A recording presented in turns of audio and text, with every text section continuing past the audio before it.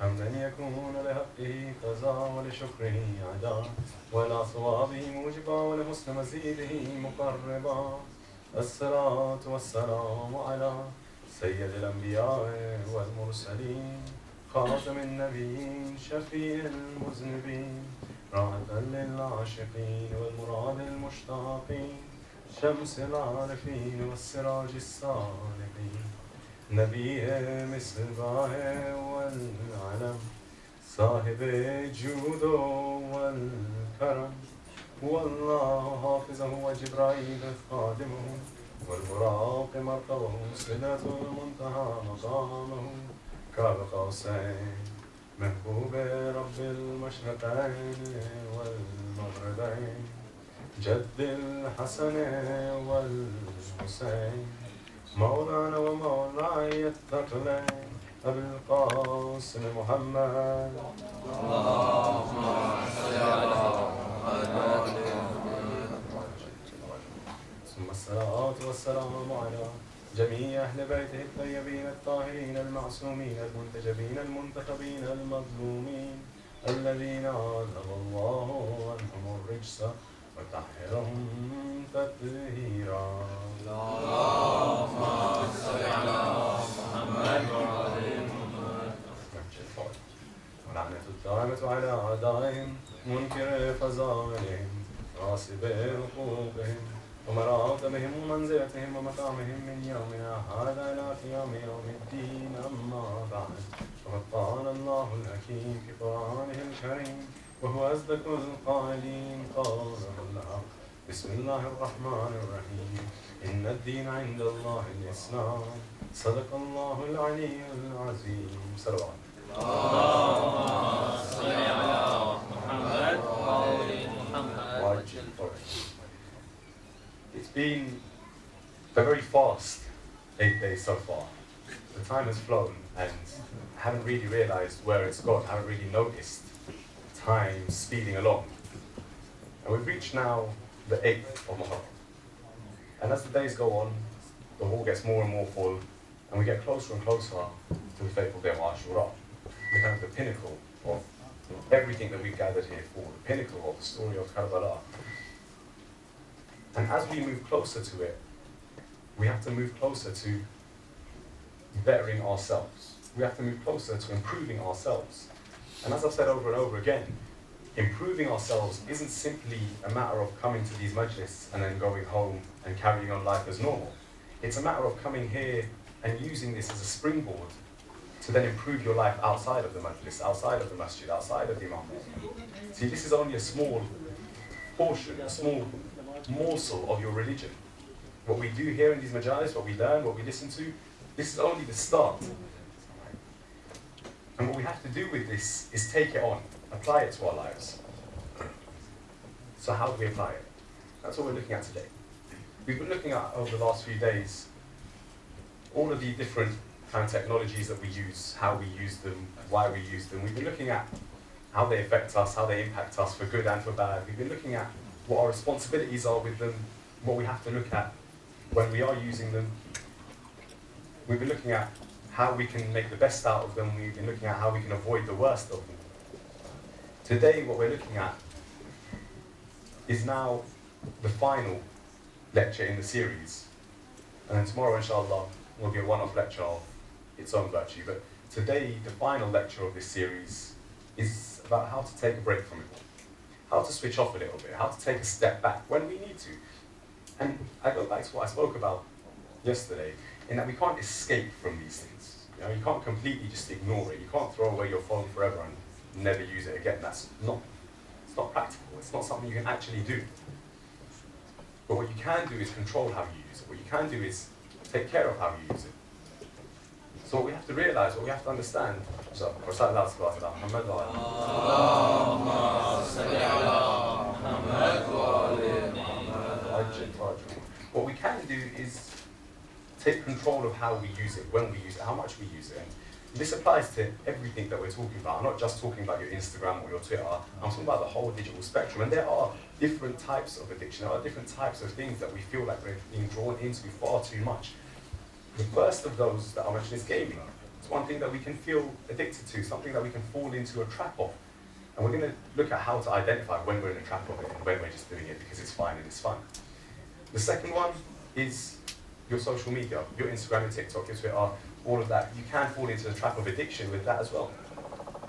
The third one that is kind of recognized academically is gambling, which, you know, inshallah doesn't affect any of us, but if it does, then the same steps that apply to everything else apply with this as well.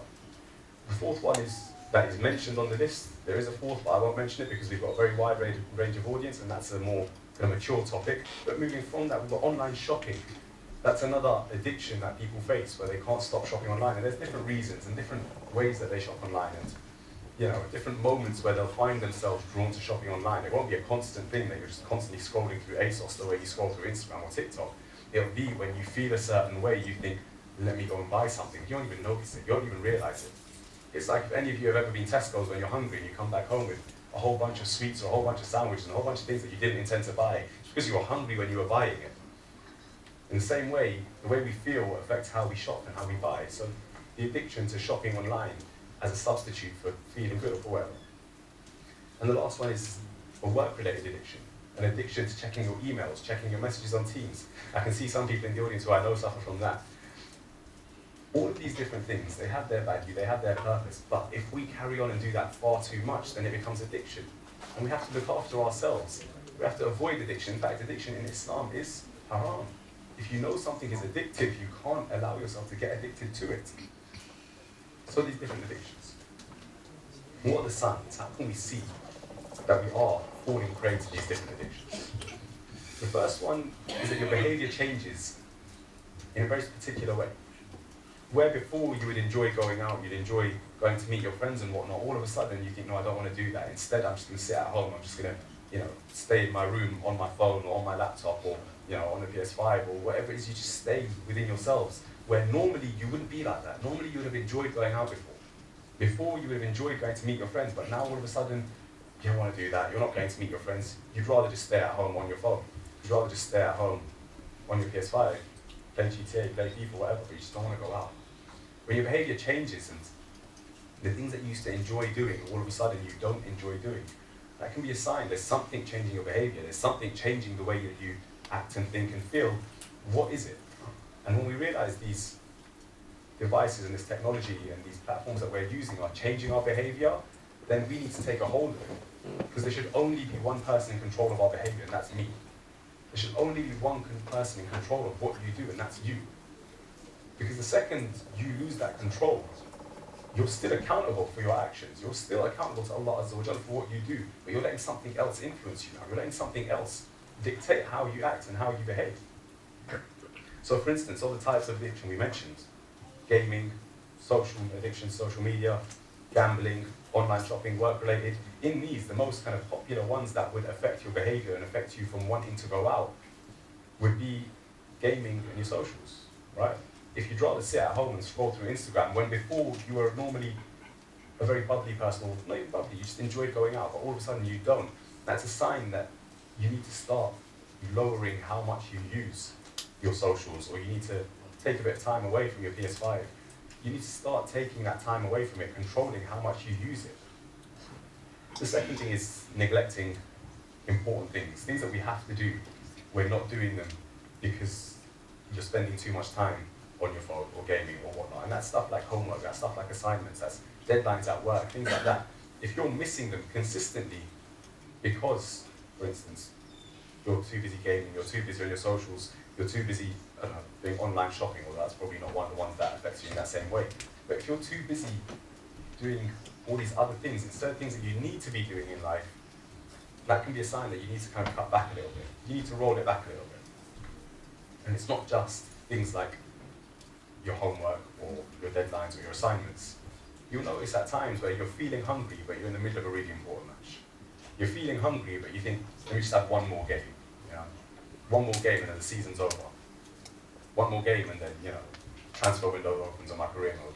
When you think everything you're doing all of a sudden now, it's not just work and deadlines and assignments, because those things, I get it, they can be boring. We don't always want to do those, not because I'm addicted to my socials or addicted to gaming, but purely because they're just boring sometimes.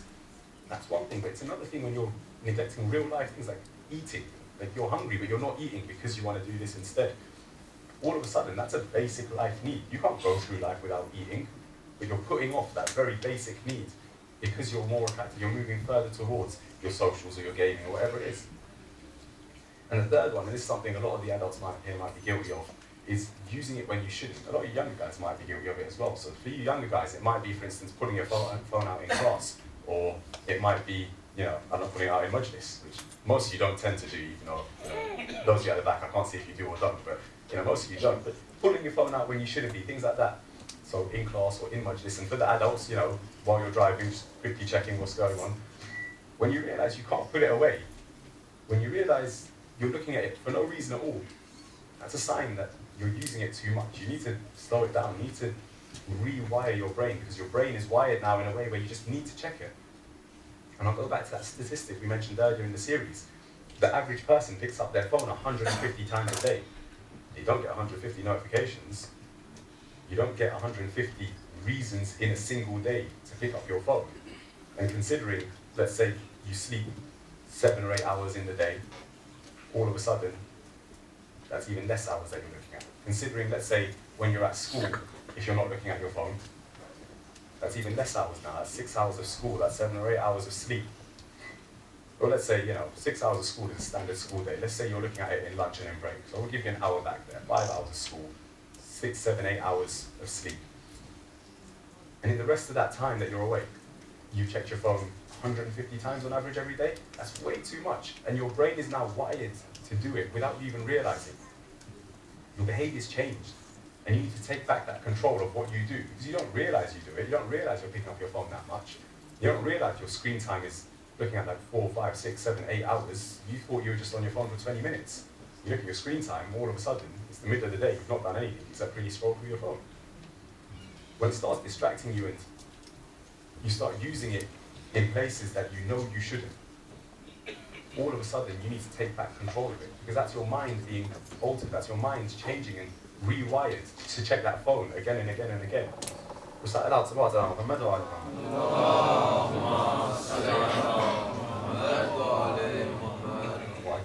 Recite another loud salawat ala Muhammad wa ala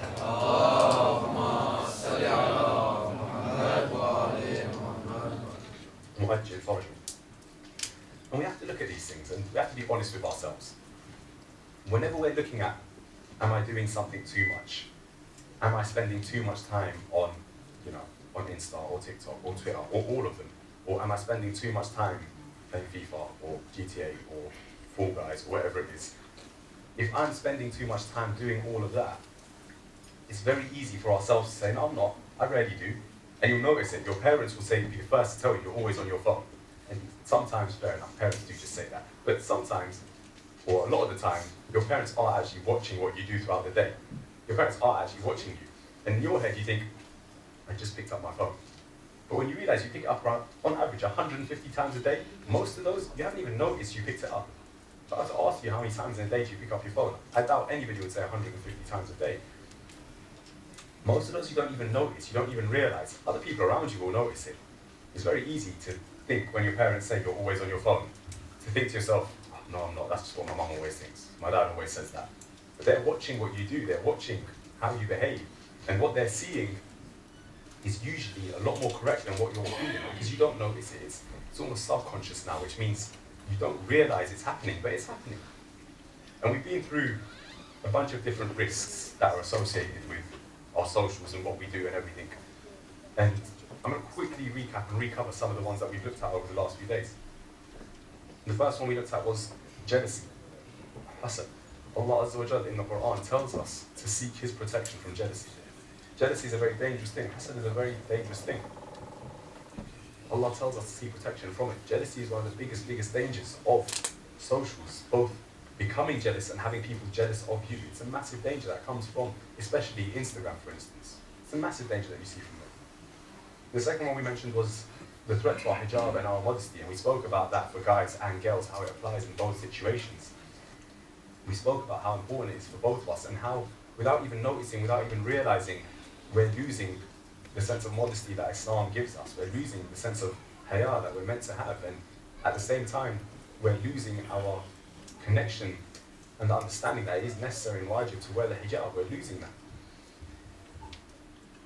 We spoke yesterday about the threat of losing your identity, forgetting who you are, or trying to build this new identity, trying to be this new person. All of a sudden being this person who you don't recognize. And when you're online, it's fine, but as soon as you switch your phone off at night, now all of a sudden you're back to being you.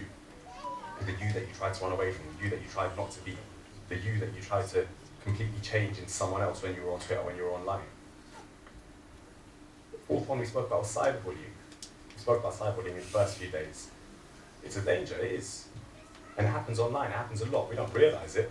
We might be the perpetrators of it, we don't even realize all the time, but it's a risk, it's a problem that exists. We then spoke about the danger of having too much information thrown at us. When we've got so much information thrown at us, we don't know where to focus. We don't know where to look to find the right information. It's like finding a needle in a haystack. When you've got so much here. Or a better example is, where's Waldo? Or where's Wally? You've got one guy you've got to find. But the thing is, in that book, I'm assuming most of you guys know what I'm talking about here. In Where's Waldo, Where's Wally? I can't remember, one's the American version, one's our version. I think ours is Where's Waldo. In it, you have to find Waldo. Little guy wearing red and white striped clothes. Sounds fairly simple, right?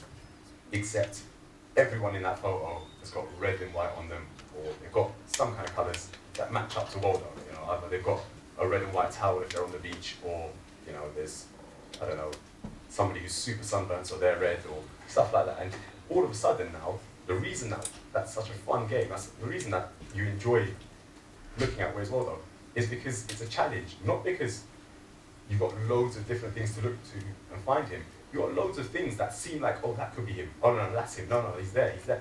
Until you actually find the right one. But here's the difference. You know what Waldo looks like. When you're trying to learn, when you're trying to gain knowledge, you don't know what is correct about what you're trying to learn. If you knew it was correct and what wasn't correct, you wouldn't be learning it. You'd already know it.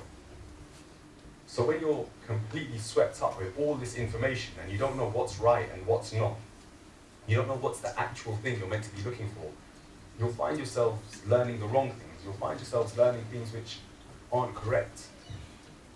And that's another danger that we see and we face. The other one was linked to that, unmoderated influences. There's so many different influences out there. So many different influencers out there. And you don't know who's right and who's wrong. You don't know who to believe and who not to believe. You don't know who to think of is correct and who to think is incorrect. And when you have all these influences, you also have the danger that you lose the ability to think for yourself. And we use the example of a book versus a movie, right? When you read a book, like a fiction book, your imagination tells you, oh, the characters would look like this and they'd be like that, and this is how the world that you're kind of reading about is set out, and this is what it's like. But in a movie, you're just told, this is what the characters look like, this is what it is, this is what it is. And the power to be able to be creative and be imaginative, it comes from being able to think for yourself, to be able to think, oh, so this character would look like this, like Harry would look like this, and Ron would be like this, and Hermione would look like this, and you know, this is what platform 9 3/4 must be like, and this is what Hogwarts must be like. To be able to think that for yourself and imagine that for yourself, A, it would make it very much more real. A, it would make it much better for you. But B, it also opens up your mind to a new way of thinking. And I can't remember who it was I was talking to. I think whoever it is stood in the class today. Yesterday night at Majlis, somebody said that, I think I remember who it was at the start. We were talking about different dimensions. So you've got 2D, 3D, 4D. And Thalib has an insistence that 1D does not exist. One dimension is a line, but it's only measured in length, not width. Is that right, Thalib? Yeah. But he said it's not possible, because no matter what, the line has to have some kind of a width, otherwise it wouldn't exist, right? Even if it's like 0.0000001%, 1 centimeter, whatever it is, it has to have some kind of width, right? And that makes it 2D. So I was like, look, go and see what people have said. I'm sure somebody's answered that question somewhere online. And Thalib's point there, which most of us think is, no, like I've thought about it, there's no other way, like it's not possible. But there's so many other ways of thinking, right? There's so many other ways to open up your mind to thinking. And when you open up your mind to those different ways of thinking, you start seeing things from new angles, new possibilities. You have new understandings of the world, new perspectives. But if you don't ever let yourself have that creativity, if you don't ever let yourself have that open mind, then you won't be able to see those other perspectives, those other angles. In the same way, when you've got all of these influences and all of these kind of, your Andrew Tates, your Jordan Petersons and what have you, when you've got all of them telling you that this is what you need to think, or this is the correct way to think, and they say it in a particular way, a commanding way, they say it in a way that seems right, and they've got, millions of followers who are following them, so, they must be onto something, right? Because so many people believe they're right. All of a sudden, you just take what they believe without thinking it through yourself, without actually analysing what they're saying, without making your own opinion. You're just being fed the opinion of someone else, and you take that on board. It's a very dangerous thing going forward, because you lose the ability to think creatively, or think analytically, or to open up your mind. The other one, which we touched very briefly upon, was this idea of minimalist activism. For instance, for Black Lives Matter, I'm going to post a black square on my Instagram, which loads of people did. Yeah, but the black square didn't actually do anything apart from raise awareness, yeah? Fair enough, it raised awareness, but what's the next step? Where do you go from there? What do you do after that? We have to remember, it can feel like we're doing something when we're not doing anything at all sometimes, right? If every single one of your followers posted a black square for Black Lives Matter, and you posted one too, but you didn't make any difference at all. Who did you raise awareness to if everybody is already aware of that issue? And B, where did that awareness go? It's like if everybody's aware of the issue, but nobody does anything, then nothing happens, right? We have to remember, when we're online, it's important. These platforms are great for expanding causes and pushing things further forward, doing real good work in the world. But we have to remember, it's not just a one-step process. It's not something super simple. It's not just that retweet or that share or whatnot, or posting that one thing on your story. It's a whole world of action beyond that. And a lot of the time, that action needs to come into the real world. You can use socials to spread your message, because that's what socials are good for. That's what socials are good at. But at the same time, you need to bring that action into the real world. If you want to make an impact in the real world, something has to translate from online to offline. And then the last one we mentioned was spreading misinformation. We spoke about having all of this knowledge out there, right? And oftentimes, we like to put a bit of knowledge out there as well. We like to put our opinions about things out there as well. And you can put your opinion out there about all sorts of things, right?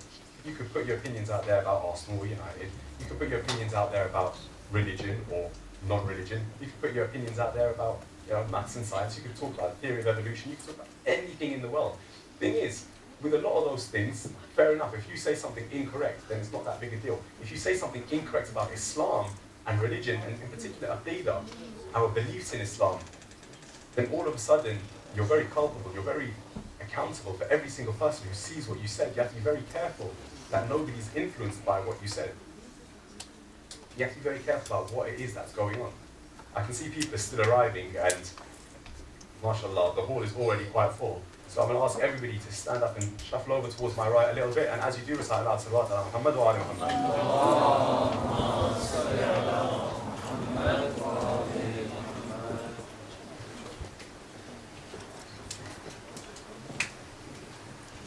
Recite another loud salawat ala Muhammad wa ala Muhammad.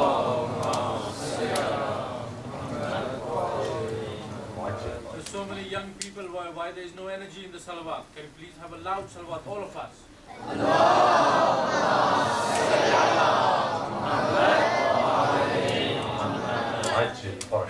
whole should be shaking with your salawat. I remember, mashallah, so I've been coming to AlQuaim since I was a little kid, since I was you guys' age, not the rest of us. I remember when AlQuaim was just a church hall.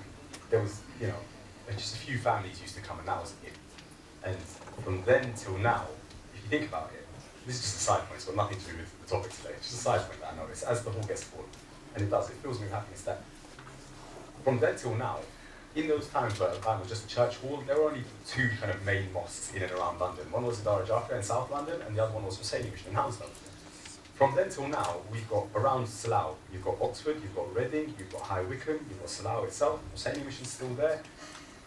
And yet still, there are so many more people here. You'd think that there's more centres, so people split themselves up and go to different centres, so you have less and less. But somehow, this story of Karbala, every year, brings so many people back, that despite there being so many more centres now, there's still more and more people every single year. And inshallah, we keep coming back. Inshallah, we keep staying on this for Shazan. Inshallah, we never leave this madrasa, this university, this amazing opportunity of education. Recite another loud salawat ala Muhammad wa ala Muhammad. Allahumma salli ala Muhammad wa ali Muhammad. Muajjil faraja. So, how do we assess if we're too far into this kind of rabbit hole of our tech? If we've got that addiction to online shopping or to gaming or to our socials? One thing we said at the start was, well, three things rather, is not wanting to go out when you used to enjoy it, like changing your behavior, neglecting important things that you need to do, not doing them because you'd rather be doing, I don't know, whatever it is, scrolling through Insta or TikTok or whatever it is, YouTube Shorts, or gaming, whatever it is. And the last one was using your phone when you know you shouldn't. But here's what we have to realize: the way to really gauge, am I doing it too much, before anything else, is to understand why you're doing it, right? And we have different reasons for why we do each different things. So, for instance, when we're talking particularly about socials, you've got one reason to talk to one reason to use socials is just because that's how you talk to people. And you message your mates on Snapchat, fair enough. You message them through Instagram. That's just how you stay in touch. That's how you talk to people. And for those of you who, like me, are terrible at staying in touch, it's a terrible thing. You should always try and stay in touch with the people who matter. But one thing for me is I'm terrible at staying in touch with people. While we're there, while we're around, it's great. But all of a sudden, when I'm off back some and you guys are here, Masalan, or my friends who are in Iran still, or around the world, as soon as I'm not with them, I'm not great at staying in touch with them. But if they post a story or something, I've got a reason to pop up. I've got a reason to swipe up and talk to them and whatnot. It's a good way of staying in touch. It's a good way of staying in contact. That's one reason that we use socials. The second one is just to relax. Sometimes you need to do something that doesn't require any effort, doesn't require any work. It doesn't need your mind to actually think. You're just relaxing and you're just doing it. It's like watching shows like Friends or Brooklyn Nine-Nine or Modern Family when you've seen them 100 times before. The reason you go back to those same shows is because it doesn't require any effort. You watch a new show, you watch something new on Netflix, you've got to focus on it, right? You've got to put in a bit of effort. But if you watch something that you've watched 100 times before, really and truly, all you're doing is you're just letting your mind relax. You don't want to care about what's on the screen. Just have a bit of a laugh with it. Don't need to pay attention, don't need to focus. Just let your mind relax, clear it. It's the same reason we scroll through Insta and TikTok and whatnot. Just to clear your mind a little bit, relax. Third reason is just to kill time. Sometimes you've got a bit of time, don't know what to do. Let me pull out my phone, let me see, what's the latest transfer news on Twitter. Let me see what's going on Insta, on TikTok. It's just a way to kill time. Fourth way is just for a laugh. Let's be real, TikTok is hilarious. Twitter can be a very funny place. Sometimes it's just for a laugh, just to be entertained, just to enjoy it. If you've got things like we're talking about, LinkedIn and Twitter and things like that now, that's like networking, meeting people, or even, I say networking, it sounds like a fancy word, it just means meeting new people. House party did it as well, for those of you who are on house party in lockdown and whatnot. To meet new people, to network. And the last one is, to share videos, photos, achievements, things that are going well in your life that you want to share with people. That's natural, that's normal, you want to. These are the kind of reasons, or the main bulk of the reasons why we use our socials, right? Now, we have to think to ourselves, are our socials still fulfilling their purpose? Are they still doing what we want them to do? So for instance, if I use my socials to talk to people, and that's why I'm on Insta, if no one's messaged you in about 3 days, but you're still spending, 4 or 5 hours a day on Insta, then it's not to talk to people anymore, right? It's not serving that purpose anymore. It's not doing what you want it to do anymore. If you, for instance, so the second one is scrolling just to relax. If you're scrolling through and you still don't feel relaxed, you still feel tired every day, you still feel groggy every day, your mind just feels fried all the time, and it's not doing what it's meant to do, you're not relaxing through it, you're not relaxing because of it, your mind is still working, and it's still working overtime, and whatever the reason may be, it could be because the content you're looking at isn't something you can relax about. So for instance, any United fans checking the scores today, they weren't relaxing.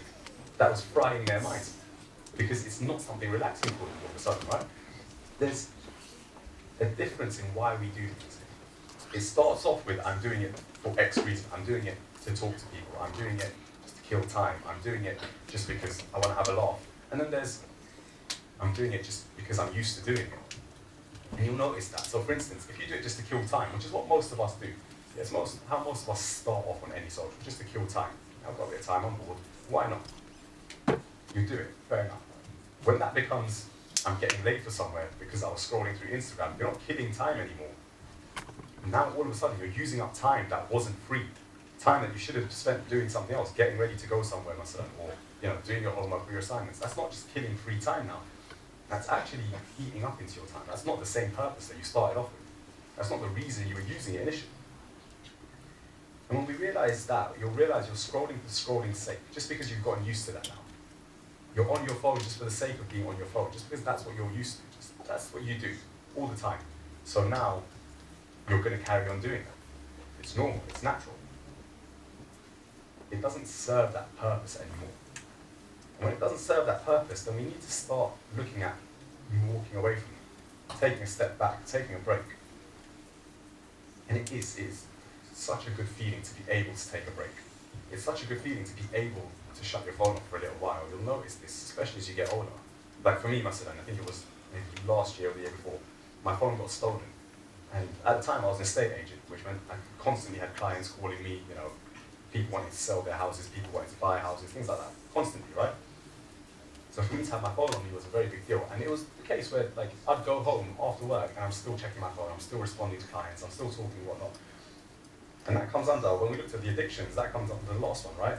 An addiction to work things, like your emails and your texts from your clients and your team's messages and whatnot. It comes under that.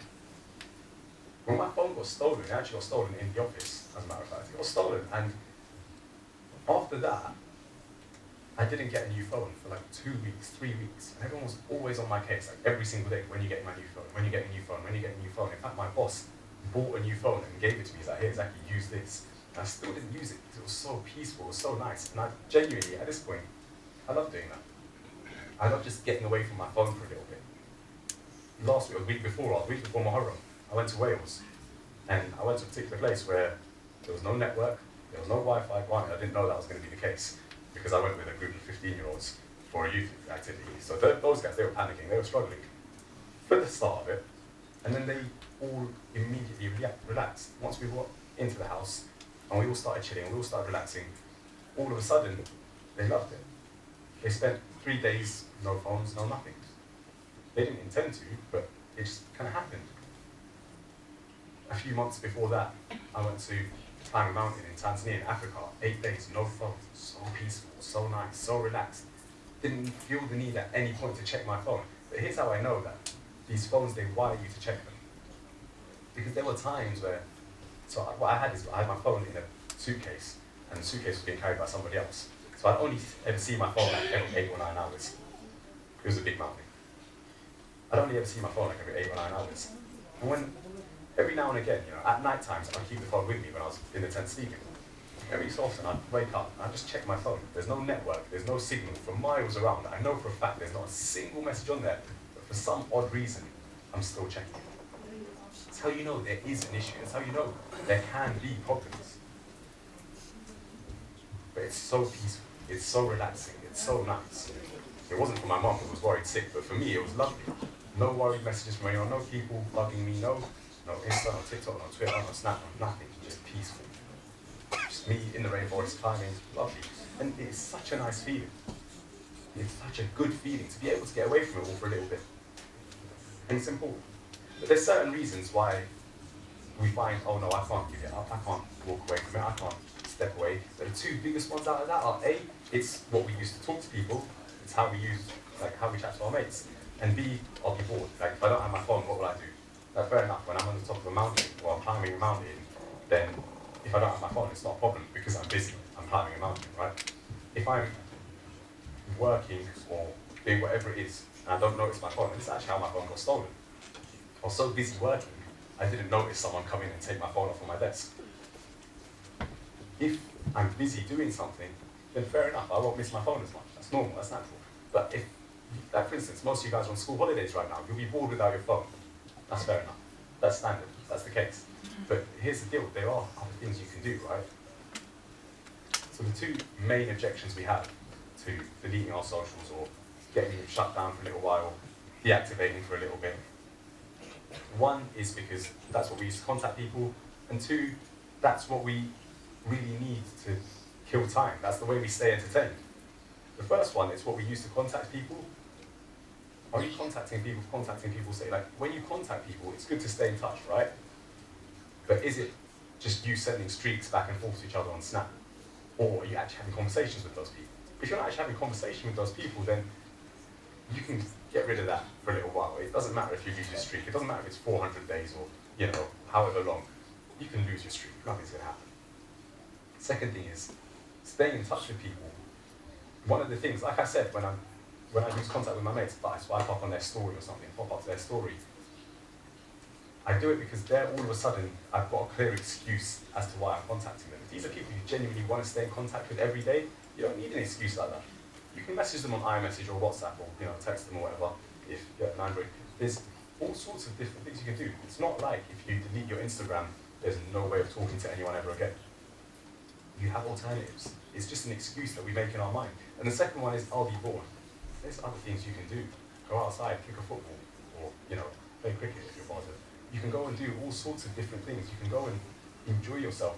And for instance, if it's, I'm shutting off my Insta for a few days, you know, there's no issue in jumping on FIFA. There's no issue in doing something else entirely, just to occupy that time.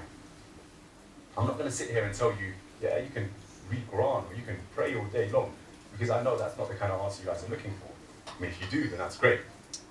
But at the same time, there's so many things you can do that you genuinely enjoy and you'll love it. Like I say, go kick a football around for a bit. Go and actually go out with your mates if your parents let you.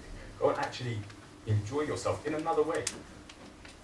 Because when you start doing these things, when you start realizing, you realize you don't really need your phone. You don't really need all of that stuff as much as you thought you did. And all of a sudden, you'll start using it just when you need it, and not at other times. You'll realize you're not texting while you're driving anymore. You'll realize you can go to the toilet without taking your phone anymore. You'll realize you can do all these things, and you don't just need your phone there as a standard. Like, that phone is not a part of you. That phone is just a tool, something that you use. And that's how it should be. And there's a guy we spoke about at the start of the series, Tristan Harrison. He's one of the first developers for Gmail and for Facebook and for all of these different platforms. And he said one of the examples he uses is of a bicycle. So look, a bicycle is a tool. You use it when you need to get somewhere, right? And you can use this for anything. Like, you've got bikes, you've got hammers. A hammer's a tool that you use to hammer things. All these different kind of tools you have, right? You use them when you need them. They don't call out to you and go, you know, you should hammer something. No. A bike doesn't call out to you and go, you should cycle something. That's not how it works, right? But your phone does. Your phone calls out to you. All of a sudden, it's not just a tool that's there when you need it. It's something that's drawing you back and clawing you back and dragging you back into its own grip. So you have to take control of that. You have to make sure it stays as just a tool. And the best way to do that is to realize for yourself, I don't need it for everything. I don't need to constantly be looking at it. I don't need it at every opportunity. Every time I've got a free moment, or every time I'm sat with someone and there's an awkward silence, I pull out my phone straight away. You don't need to. You can live in the real world without it, and it's important to recognize that. So, the last few points. How do we actually walk away? Because it is difficult. If we're talking about it like it's an addiction, then we have to recognize it's not easy to just walk away from something, right? Especially when we use it as much as we do. And the first thing, depending on kind of what stage of this you are, how much you depend on it, how much you need it, how much you use it. First thing, and to be fair, this is what I've done, is just turn off your notifications. If it's not constantly messaging you saying, if it's not constantly popping up on your phone saying, oh, you know, Syed typing, or Ali's typing, or, you know, you got a snap from this person, or you got a message from that person, or this person posted, or this person's going live. If you don't constantly get that message, you're not going to constantly check your phone. But here's the thing. If you've turned off your notifications, and then you still find yourself constantly checking, what you realise is happening is all of a sudden, your phone's not telling you someone's messaged, so you're just constantly checking, or maybe someone's message, let me just check, let me see. Now, you've got to go to the next step. You've got to go to the next step, which is take a small break. Step away from it for a little bit. One easy way to do that is, like this is the next step, is to delete the apps. If you want to go on Instagram, go on Safari and type in Instagram.com. And you're putting that little bit extra effort, it stops you doing everything. You've got to put in that little bit of extra effort, it's a little bit of a hurdle, it's a little bit of a step. But if you're still doing that constantly, then it's time to actually just deactivate for a little while. Deactivate and get away from it for a little while. Set yourself a target. Set yourself some kind of a goal to say, you know what? 3 days, 4 days, 5 days, I'm just not going to look at Insta. And when you do that, you'll realise it's actually quite easy, and not just easy, it's actually very peaceful. It's actually a very nice thing to not be looking at your phone constantly, to not be looking at your socials constantly. To walk away from these things, it can seem very difficult at first, but, and I don't know how many of you will be able to relate to this, but if any of you have ever given up fizzy drinks or like sweets, you'll realise that while you still eat them, while you do them, you crave them, you want them. But once you give it up, you very quickly realise you don't actually crave those things anymore. It's very rare that you'll think, oh, I could do with a pair of, not a pair, I could do with a packet of Haribos. You very rarely think that once you've given it up, right? For as long as you're eating it, you'll constantly think, oh yeah, I could do a packet of Haribos there. As long as you continuously eat it. But once you've given it up for a little while, that thought just goes away. And it's the same thing with so many of our habits.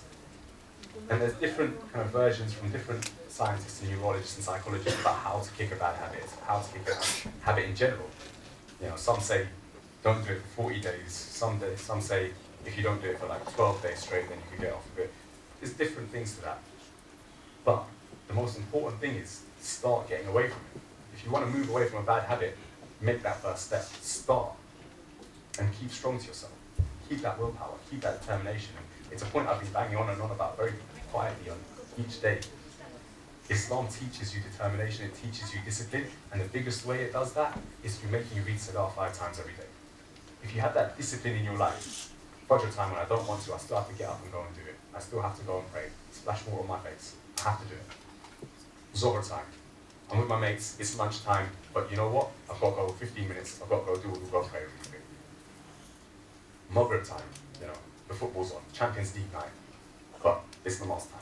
I'm going to go, I'm going to pray, I'm going to come back. You have to realise that builds a certain discipline within you. You have to do it every day. We used the example earlier in the series of Karate Kid, where he has to keep picking up the jacket and putting it on a hook constantly. It's just discipline. When you get that discipline, you're a lot more in control of yourself, of your actions, of what you do. And when you've got these bad habits, if you've got that discipline, it's a lot easier to kick those bad habits as well. It's a lot easier to stay away from them because it builds that discipline, it builds that willpower. It's the same thought that you need to eat. Basic human need, basic human requirement. You have to eat. You can't go without eating. But in Ramadan, all of a sudden, when we're used to eating all day, every day, in Ramadan, all of a sudden, for as long as the sun's in the sky, I'm not eating anything. We've got that willpower within us. We just have to harness it. We just have to work it. We just have to use it and apply it to every aspect of our lives. Not just apply it to making sure I read namaz every day, but apply it to everything you do. Making sure you study on time. Making sure, like, if you're training for football, make sure you train on time. Make sure you train hard to the best of your ability. Use that discipline that Islam gives you, and that will give you everything you need to push on, to kick these bad habits, to get rid of these addictions, and to form good habits, to build new habits, to make the best of yourself, because that's what Islam wants after all. And that's what I'll conclude the whole series on. That doesn't mean there's not a Majlis tomorrow, there is still, but this is the last of the 10 that I was going to talk about. Tomorrow, inshallah, will be another one in its own right and on its own topic, but this whole topic of digital world, the digital deed, understanding that we're in an entirely new world, a different type of world, understand that it's also very much a world that we can cope with. Allah Azza wa Jalla doesn't test anything beyond what they can handle. So if you're alive today, it's because you are able to live through everything this world throws at you, Islamically, and just in your kind of personal life. Everything the world throws at you, you can handle it. Allah Azza wa Jalla has decided, you know what? You are worthy of this, you can do it. And when we take that, and we understand that, truly understand that, it's easy to say, but when you truly understand that with your whole heart, life gets a lot easier. You're able to deal with the whole side of the digital world that's moving so fast that we can't understand it. You're able to deal with the dangers that come with it. You're able to recognize them. You're able to do exactly what you need to do to get through them and to live a life that you will enjoy, a life that you will be happy with. And that's the final thing I'll say on this digital deed, on this topic. Recite aloud salawat ala Muhammad wa ala Allahumma salli ala Muhammad wa ali Muhammad. Muhajjir al-Fajr. I said at the start, these nights are absolutely flying past. It's been a very, very quick 8 days, or 9 days if you count when we actually started. It's been tiring and fatiguing 8 or 9 days. Majlis every night, live every morning. It's been difficult. Some of us have been going to majlises super late at night. 11, 12 at night, there's still another majlis to go to. Some of us have been going to majlises all throughout the day. It's tiring, it's fatiguing, it's difficult. Just to sit there for 45 minutes to an hour every night. I'm sitting up here, but I sit down there where you guys sit too. It can get tiring. Your back starts to hurt. You start to get a little bit tired. It gets tiring for us. But for us, it's nowhere near as tiring and difficult as it was for the family of Rasulullah. For us, it's nowhere near as painful as it was for Hussein ibn Ali. For us, it's nowhere near as difficult as it was for Zainab ibn Qudra. For us, it's nowhere near as difficult as it was for Sayyid al-Sajjad. And for all of them, tonight is the night where we remember one of the most difficult moments in Karbala. Why? Tonight we remember the moment they lost their brother Abul Fadl Abbas. We remember the moment Zainab lost her little brother Abbas. We remember the moment Hussein, he lost his baby brother. We remember the moment Sayyid al-Sajjad, he lost the man who protected him, who raised him, who helped him throughout his life. Tonight we remember Abul Fadl Abbas. See, that's Abul Fadl Abbas. We often hear about his shahada, we often hear about his death, but we often forget to listen to his life, who he was, what a great man he was. One lesson from the life of Hazrat Abul Fadl Abbas is the lesson of loyalty, the lesson of obedience. The way Abul Fadl Abbas listened to his father, nobody has listened to their father in that way. Why?